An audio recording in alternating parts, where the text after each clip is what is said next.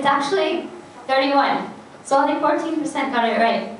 Latin America, ironically, one of the largest producers of coffee, only has 8 countries in the top 50. But yeah, 31 countries out of 50 are European countries.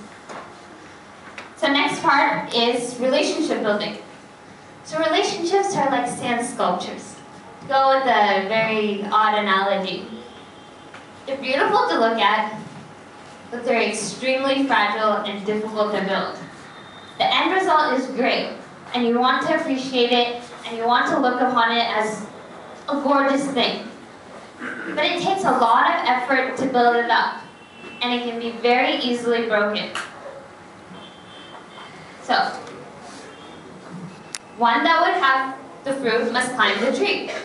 This was said by an English historian, I believe. I can't remember his last name, and it should have been on there, but I guess it got deleted. But it takes a lot of effort, takes a lot of time and work to get the fruits of your education, the fruits of your work. I mean, I guess I shouldn't be saying this to medical students since they're in school almost the longest. Since you know how much work it takes to become a doctor or a medical professional. But it's the same with relationships. You have to spend a lot of time, invest a lot of effort to get the end result of a beautiful relationship. I recently read an article where it said that healthcare has some of the most changing technology, things that have changed over the years to accommodate the changes that you have found through scientific discoveries. But the one thing that healthcare has that other sectors, other fields don't have is relationships. And that's probably their strongest tool. More than the computers, more than the monitors, more than the testing, it's the relationship that a medical professional directly has with the patient. You're able to touch lives directly, which a lot of other people don't have the opportunity or the ability to do.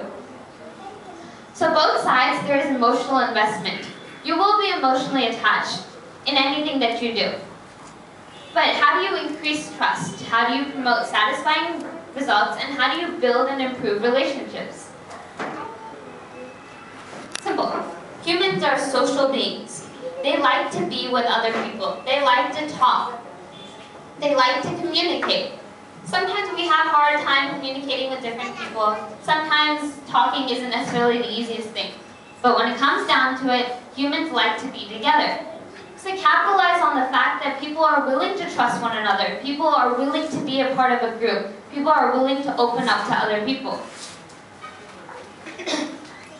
These are simple cues that build trust. Studies were done, and ask anybody who is just part of a relationship. Think about the friendships, relationships that you have. These are all things that do inspire trust. First thing, people tend to trust those who are similar to us in some dimension. This is sometimes difficult for a doctor because you aren't similar in some dimension. Sometimes you aren't part of the same social status, same social group. So how do you convince them that you're in the same dimension? Go back as far as you can. Classify yourself as far back as you can. You're a person. You're a human being. And if you capitalize on the fact that you share that one similar thing, they will have the feeling that they are part of a bigger group that you are part of as well. And they will be more likely to trust you. Physical touch. Patting somebody on the shoulder. Touching them on the shoulder. There's simple things that you can do, but there's just ways that people understand that you understand where they're coming from. That people understand that you see them as a person and understand that they have feelings and emotions. Getting their name right. You're going to see hundreds of patients, you're going to see hundreds of people, but if you take the time to pronounce their name correctly, take the time to remember their name as you go in, it can mean the world to them. For you, it's 2 seconds. Think about it this way. When you sit in a classroom with, say, 300 other students, as students, you only have to remember one name. But as a teacher, they have to remember 300 names. So sometimes for the teacher, it's very easy to disregard it as a It's not that important. That's something unimportant, and they can brush it off and you move on with your life. But imagine that feeling when that teacher remembers you. You feel special. You feel like you did something different for them to remember your name.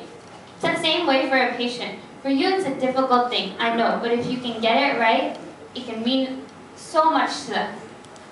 Not looking frazzled. You'll be stressed out. You'll have a lot of things on your mind. You'll be in a time crunch. You won't have a lot of time. But look composed. Look confident in yourself. Look put together at all times, regardless of the situation. Be humble and be respectful. You know a lot, but at the same time, they are also there to get answers, not to be told that you know more than they know. You're going to share your information with them, not tell it at them, but tell it to them, right? So in that way, be humble and respectful towards the people that wait a long time to see you. So these are some other ones. Trust yourself. Trust what you're telling the patient. When you trust it, if you yourself don't trust what you're saying, how is somebody else going to trust what you're saying? It's the same way as in, if you don't believe in yourself, who else is going to believe in you? Everything begins with you. And genuinely care. And genuinely show that you care. Because you are investing a lot of time and effort, and a lot of your emotions as well. And they are as well. And if you can show that over just a doctor-to-patient relationship, it's also a person-to-person relationship, they'll be more open, and you'll get the results that you're looking for. And while I said that communication's more than just hi, how are you? Hello, how are you? Or how is everything going? Or how has everything been lately? Just shows that in your busy schedule, you're taking the time to show that you actually care what's going on in their life.